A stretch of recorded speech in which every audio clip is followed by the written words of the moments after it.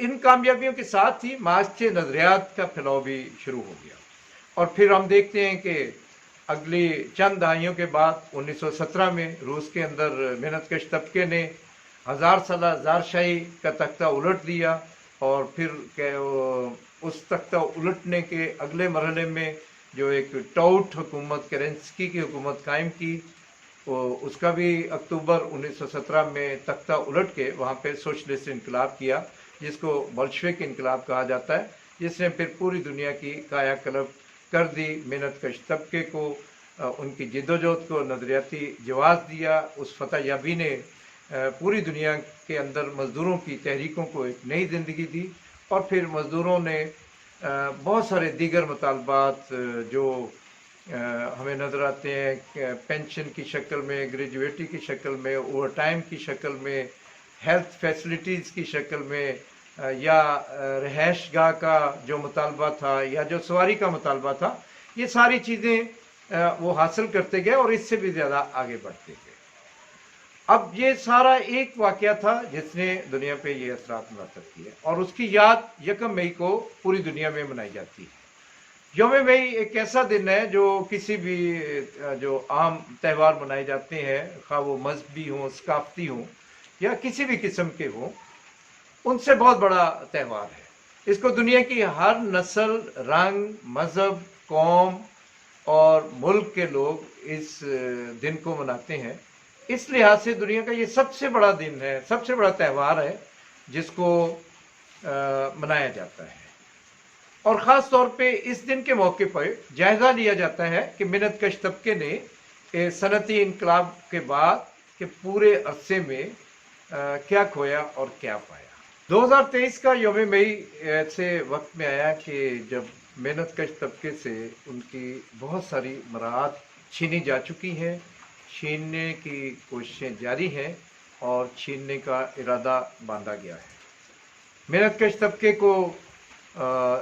न सिर्फ जायद कातेकार का मसला दरपेश है, ये एक बिल्कुल नई नवीयत का मसला है। 21वीं सदी में, 18वीं सदी या 19वीं सदी में 18 घंटे और 12 घंटे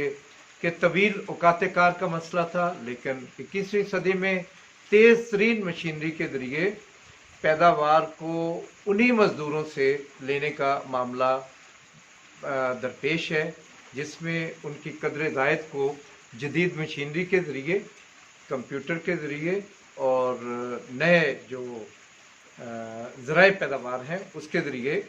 उनकी मेहनत को लूटा जाता है और सरप्लस वैल्यू पैदा की जाती है। और यही नहीं है, बल्कि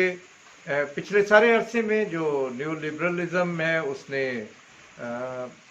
पाकिस्तान जैसे ममालिक में और दुनिया भर में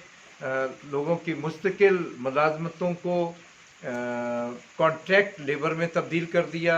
उनकी पेंशन, उनकी ग्रेजुएटी, उनको जो दीगर मराहत थी वो उनसे छीन ली, और कम लोगों से ज़्यादा काम लेने का रुझान देखने में सामने आया, जिससे बहुत बड़े पैमाने पे बेरोज़गारी हुई। तो आज का जो यौम मई है वो इस बात का मुतकाज़ी है कि मेहनतकश तबके की तहरीक जायज़ा ले कि आज उसका एजेंडा क्या बनना चाहिए, आज उसको किस तरीके से तवील औकात-ए-कार की बजाय जदीद मशीन के ज़रिए उससे ज़्यादा पैदावार लेके माजी की निस्बत, 19वीं सदी की निस्बत कहीं बहुत बड़े बुलंद पैमाने पे कदर ज़ायद पैदा की जा रही है, और उसका बदल मेहनतकश तबके को बिल्कुल नहीं दिया जा रहा, बल्कि बदल देने की बजाय उनसे वो सारी मराहत और सहूलतें छीन ली गई हैं जो माजी में मेहनतकश तबके ने अपनी जिद्दोजहद से हासिल की। सोवियत यूनियन के इन्हदाम के बाद और सर्द जंग के खात्मे के बाद सरमायादार और सरमायादाराना अदारे, आलमी साम्राज्य अदारे खूनी गिद्धों की तरह मेहनतकश तबके पर टूट पड़े हैं, और उन्होंने न सिर्फ भयानक किस्म की निजकारी के ज़रिए सरमायादारों को मुख्तलिफ ममालिक के वसाइल पे लूटने के लिए उनको छोड़ दिया है, बल्कि उन्होंने रिस्ट्रक्चरिंग के नाम पे اور ڈاؤن سائزنگ کی، ری سائزنگ کے نام پہ بے روزگاری کی، اور محنت کش طبقے کی وسیع پرتوں کو روزگار کے عمل سے باہر دھکیل دیا، اور اسی طرح کانٹریکٹ لیبر کے ذریعے تمام سہولتیں چھین لی گئیں اور استحصال شدید ہو گیا۔ مزدور کو عدم تحفظ کے ایسے فیز میں داخل کر دیا گیا جہاں وہ جب بھی جس دن بھی فیکٹری کے اندر، کارخانے کے اندر یا کام کرنے کی والی حدود میں داخل ہوتا ہے تو اس کو یہ پتہ نہیں ہوتا کہ آج کے دن کے بعد بھی اگلے دن وہ اس کام کرنے والی جگہ پہ آئے گا یا اس کو برطرف کر دیا جائے گا، نکال دیا جائے گا۔ ہم دیکھ سکتے ہیں کہ جہاں پہ جن کارخانوں میں 20-23 ہزار لوگ کام کرتے تھے، ان کو نکالتے بتدریج 5-6 ہزار کی تعداد میں محدود کر دیا گیا۔ اسی طرح اداروں میں بڑے پیمانے پہ چھانٹیاں کی گئیں، بہت بڑے پیمانے پہ کارخانوں کو بند کیا گیا، اور مختلف غیر پیداواری ذرائع کی وجہ سے محنت کش طبقے کو بے روزگاروں کی ایک کھیپ میں بدل دیا گیا، اور اس کھیپ کے ذریعے پھر محنت کشوں کو ان کا استحصال میں اور زیادہ شدت لائی گئی۔ ہم دیکھتے ہیں کہ یہ عمل سیدھا سباؤ نہیں ہوا۔ جہاں سوویت یونین کا کلیپس ہوا اور محنت کش طبقہ شدید مضطرب ہوا، مایوسی میں آیا، وہاں پہ محنت کش طبقے کی جو قیادتیں تھیں انہوں نے نظریاتی انحراف کرتے ہوئے ماضی کے برعکس یہ مطالبہ کرنا شروع کر دیا مزدوروں سے کہ ان کا سیاست کے ساتھ کوئی تعلق واسطہ نہیں ہے، ان کو غیر سیاسی ہونا چاہیے، جبکہ یہ وہ خود بھی جانتے تھے کہ سارا جتنے قوانین بنتے ہیں محنت کش طبقے کے خلاف وہ ایک سیاسی عمل کے ذریعے بنتے ہیں۔ جو نجکاری کی جاتی ہے وہ بھی سیاسی عمل کا ایک حصہ ہوتا ہے، ایک سیاسی ایجنڈا ہوتا ہے جس کو معاشی اور سیاسی طریقوں سے بروئے عمل لایا جاتا ہے۔ سیاسی لوگ، سیاسی پارلیمنٹ، سیاسی حکومتیں اس قسم کے جو نظریات کو پھیلاتے ہیں، ایسے ایجنڈوں کو سامنے لے کے آتے ہیں، اور ان کا مقابلہ بھی سیاسی اور نظریاتی طریقے سے کیا جاتا ہے۔ لیکن محنت کش طبقے کی جو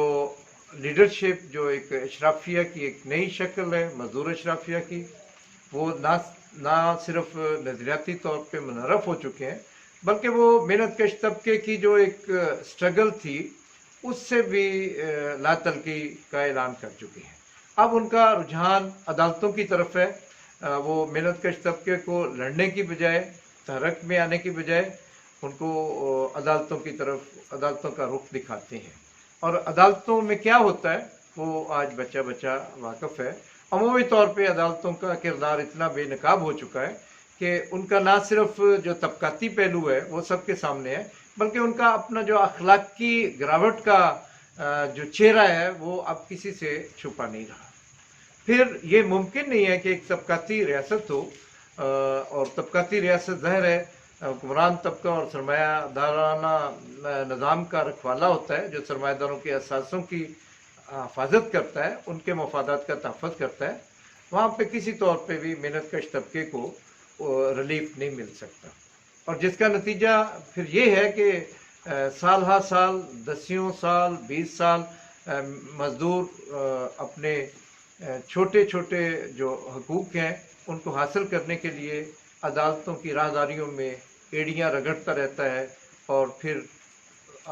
کئی سال گزرنے کے بعد اس کو بتایا جاتا ہے کہ جس عدالت میں آپ کیس لے کے آئیں اس کا تو وہ کیس ہی نہیں ہے، آپ کو لیبر کورٹ کی بجائے NIRC میں جانا پڑے گا، جہاں پھر وہ اگلے کئی سال تک وہاں پہ اپنا وقت اور پیسہ برباد کرتا ہے اور اس کو نتائج کچھ نہیں ملتے۔ اور یہ اس لیے بھی ہے کہ ایک جو مختلف قسم کی مزدوروں کی فیڈریشنز ہیں وہاں پہ وکلا بڑے بڑے عہدوں پہ فائز ہیں، جو ایک طرف لاکھوں روپے کا چندے کا بھی حصے دار ہوتے ہیں، وہاں پہ وہ ان کیسوں کے جو کھیل ہے اس میں بھی لاکھوں کروڑوں کماتے ہیں۔ مگر اس کا ایک پہلو یہ ہے کہ مزدور جہاں پہ चंद हज़ार रुपए वाला वकील करने की सख्त रखता है, वहाँ पे फैक्ट्री मालकान करोड़ों रुपए फीस वाले वकील करते हैं, जिनके सामने ये